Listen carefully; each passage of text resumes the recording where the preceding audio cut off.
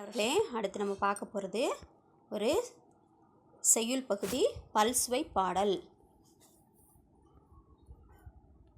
இயற்கையோட படைப்புகளை பற்றி ஒரு பல்சுவையாக இந்த பாடலை நமக்கு கொடுத்துருக்காங்க.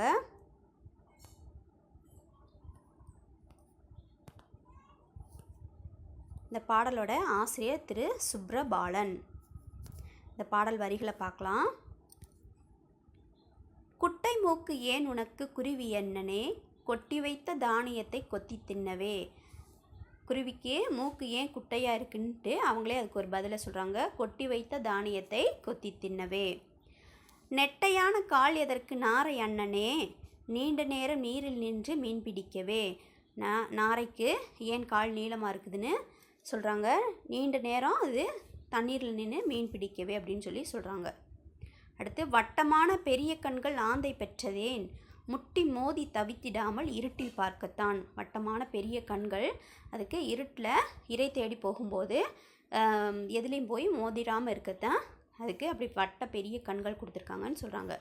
அடுத்து, கட்டம் போட்ட சட்டையோடு பாம்பு போவதேன், கண்டவர்கள் அஞ்சியோடி போக வேண்டுமே.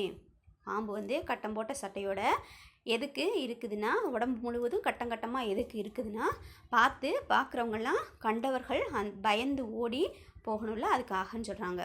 அடுத்து, சின்ன மூஞ்சி பூனையன்னா பெரிய மீசை ஏன். சின்ன மூஞ்சி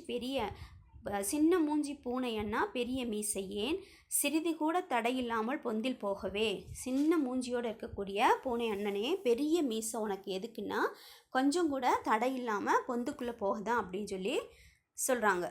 அடுத்து, வாத்தை பார்த்துட்டு, அன்னம் போல வாத்து அக்கா அசைவதேனம்மா, அடிவயிறு கனம் அதிகம் தெரியவில்லையா. அன்னம் போல வாத்து அன்னம் போல் மெதுவாக அசைந்து எதுக்கு நடக்குதுன்னா அதோட அடிவயிறு கனமாக இருக்கிறதுனாலையே அப்படின்னு சொல்லி சொல்கிறாங்க. அடுத்து, குட்டையான கால்களில்லை முன்புறமேனில், குதித்து ஓட முயல்களாலே ஆகுமோ சொல்லு. முயலுக்கு முன்னங்கால்கள் குட்டையாக இருக்குது. அது எதுக்குன்னா குதித்து ஓடுறதுக்கு ஏதுவாக அது அமைந்திருக்கு அப்படின்னு சொல்லி சொல்கிறாங்க. ஒன்றுக்கொன்று தேவையான உருவம் பெற்றதே, ஒன்றை விட மற்றதென்றும் தாழ்ந்ததல்லவே. இன்று நேற்று வந்ததில்லை இந்த உருவெல்லாம், இயற்கை அன்னை தந்தது தான் பிறக்கும் போதிலே அப்படின்னு சொல்லி சொல்கிறாங்க.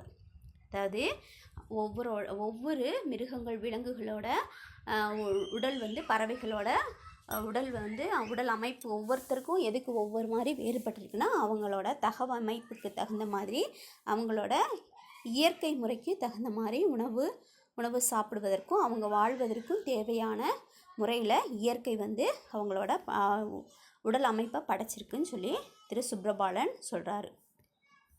அறிஞ்சொற் பொருள் பார்த்தோன்னா, தானியம்னா அரிசி, கோதுமை இந்த மாதிரி இருக்கக்கூடியதை தான் நம்ம தானியம்னு சொல்கிறோம். நெட்டையானனா உயரமான, முட்டினா இடித்துன்னு பொருள். இதெல்லாம் உங்களுக்கு இந்த அறிஞ்சொற் பொருளை சிங்கிள் லைன் நோட்டில் எழுதி எடுத்துக்கோங்க. இந்த பாடல் வரிகளை நல்லா வாசித்து பாருங்கள்.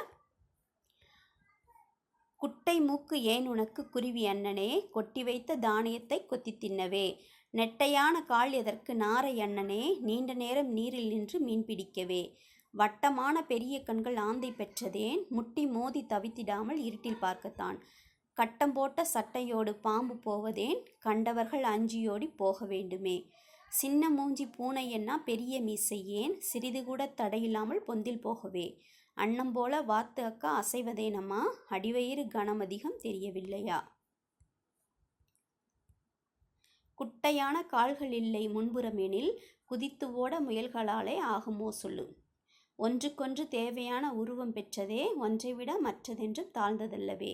இன்று நேற்று வந்ததில்லை இந்த உருவெல்லாம், இயற்கை அன்னை தந்தது தான் பிறக்கும் போதிலே. இதை நல்லா வாசித்து தெரிஞ்சுக்கோங்க. இந்த அறிஞ்சொற் பொருளை உங்களோட சிங்கிள் லைன் நோட்டில் எழுதி எடுத்துக்கோங்க. பாக்கியை பார்க்கலாம்.